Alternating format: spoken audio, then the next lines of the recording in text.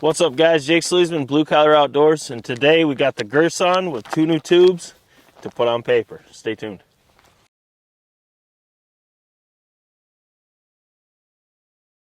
Okay, so today I've yet to shoot this bad boy in 12 gauge. This is the Anaconda Striker. It's a 670 constriction. We've shot the muller for waterfowl, but their UFO is also for turkey. As you guys know, this is a really tight shooting waterfowl tube. We have yet to shoot the Anaconda Striker in 12 gauge, but in 20 gauge, I really love this bad boy. So what we're gonna do today is we're gonna put both of these on paper in my girsan with a load that we know shoots good. So it'll be a good test of both of these. This is the Apex GT3. It's a 3-inch, 2 1/4 ounce payload of number 9s going 1190 feet per second. So we know what this does. This year for all 12 gauges, I'm going to be using the girsan over the Franke, as I shot pretty much every choke, all the combinations through the Franke last year. So those videos are on the channel already. But we're going to be seeing how this does with these two tubes. As you can see on the girsan, I got a Meadow Creek mount on here. I took my Howson 507 CV2 green dot off my Franke. I put it on a Meadow Creek mount on this. I have it zeroed from point blank, so it could be a touch off. I'll fine tune after we shoot these tests, but it's going to be close enough. So that's how I'm going to be using this gun, so I can eliminate these point of impact problems with this gun. Just use this so we can get them centered, get them right how they should be. So that's what I'm going to roll with. I love these Meadow Creek mounts. I'm going to be switching to them on all ribbed guns, so just wanted to put that out there. Now we'll put the UFO in first, shoot the left target.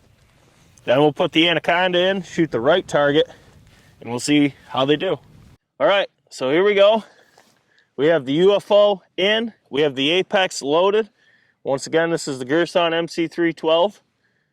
This is the first shot at 40 yards with that reflex. I zeroed it in tight, so it's gonna need fine-tuned. I'm just saying that right from the start. But it should be close enough. So here we go. Once we get little Stella back there with Hawk, we'll let this rip. Yeah, you got to move quick. I'm just going to hold dead middle of that target. Shoot a left target? Yep, and we'll see how much I got to move it. I'm good, whatever. Good? Yes, sir.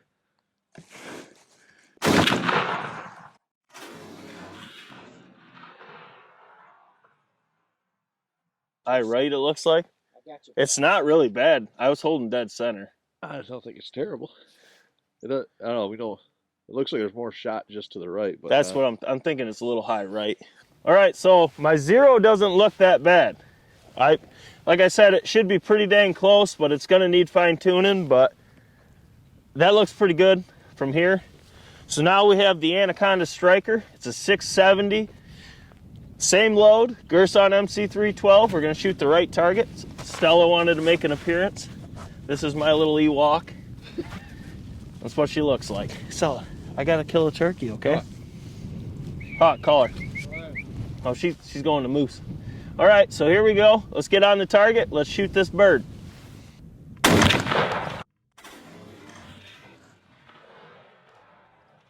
All right, so I adjusted the reflex to where it's hitting. Looks like it's high right. So now it should be good, dead perfect for the next one.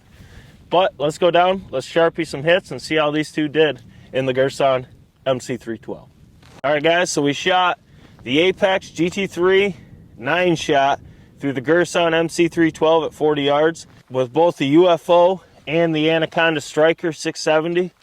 This is the UFO with said load and the girsan. Now, as you can see,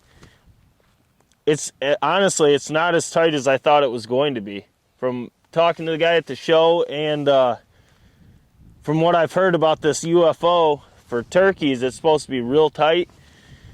And guys, I mean, it's not a bad pattern by no means, realistically. It's just not as tight as I thought it was going to be, which is good for me because I don't like screaming tight patterns. As you can see here, this is a well-centered shot.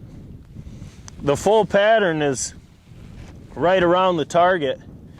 the core is right here. You have tons of vital hits throughout the spine and in the brain. You do have some small voids in the actual core pattern, but realistically, the more I look at this, this is a pretty dang good turkey pattern. I mean, you have limited flyers, which are up here, but other than that, everything is right there. It's a little bit more open than we anticipated, but I can't say that's really a bad thing. This is going to hammer you turkeys at 40 yards. Plus, you can use it for waterfowl too, so that's pretty good. But I can't really complain here. I guess the more I look at it, the more I like it. But let's go look at the striker, and then we'll get behind and you can look at them side by side. All right, so here's the Anaconda striker. This one hurts. This one hurts. This is not good performance.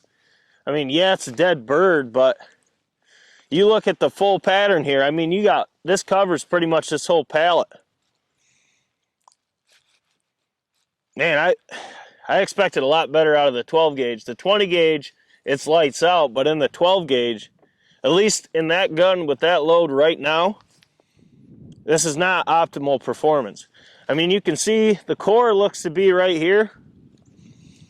You do have a ton of hits on the core, and you do have a ton of hits around it. But man, you have a ton of flyers all the way around. And if you're looking at this as pure pattern performance, this is not great. I mean, it'll kill you a bird. It's got a decent core, decent full pattern, but the amount of shot that are flying up and around this whole pallet, that's just not good. I mean, that's all you can really say about it. But I'm eager to see that with different loads in that striker. Maybe just the 20 gauge Anaconda striker is just where it's at for that. But we'll have to put this side by side, the Code Black Turkey in the 12 gauge, and see where that is. I don't know though. That UFO looks a lot better than this, that's for sure. Can't win them all. Never will. Okay, so once again, on your left is the UFO from Muller choke tubes. You can see it's a real uniform pattern. Only has minor voids. They're small too. A turkey's not going to sneak through it. That's a good pattern at 40 yards. Then you have the Anaconda Striker 670 from Patternmaster. And this is subpar performance. I mean, I really expected better out of this after seeing how it shoots in the 20 gauge. But it is what it is. That's just the nature of the beast when you pattern stuff. You got to find what it likes. Load, choke, etc. for your gun. In this one, I mean, you can tell just by looking at them. This had limited flyers, good uniform pattern. Did really well. Not so much with the striker today, but that's the first pattern we've shot with the 670 striker in 12 gauge. So we'll find something it likes. Hopefully. Maybe it's not the girsan, maybe it's the Frankie. But once again, guys, that's why you got to pattern your setups. You can have all the hopes you want about something, but as soon as you put it on paper, you'll know for sure. And that's, we only care about performance. We don't care what brand, we don't care what price, we want performance. And right there, the UFO, it did very well in the striker. Oh, she let me down. But it is what it is. We got a lot of loads to put through that gun this season. Well, this turkey pattern series. So we'll find something it really likes. And I don't think that's the best we'll see out of it. We got a lot of different loads, a lot of different chokes. We got a lot to do with that gun. I also hope I can get that 670 to pattern better too, the striker over there. Like Moose said, maybe in the Stoger, maybe in my Frankie. We're going to test it all, so we'll get to it. Oh, I forgot about the TriStar too. But all right, guys, we got a lot more to film. But this was the UFO from Muller and the Anaconda Striker from Patternmaster. But we got more to pattern, so as always, make sure to smash the thumbs up button. Drop your comments below. Let us know what you thought of the performance in the video. Share these with all your hunting buddies. And now we're pushing for that 20K. We hit 10K. The giveaway is live for the 10K subscribers. Now we're after 20K. Let's get to it. This is Jake SLEASMAN, Blue Collar Outdoors, and we'll catch you on the next one.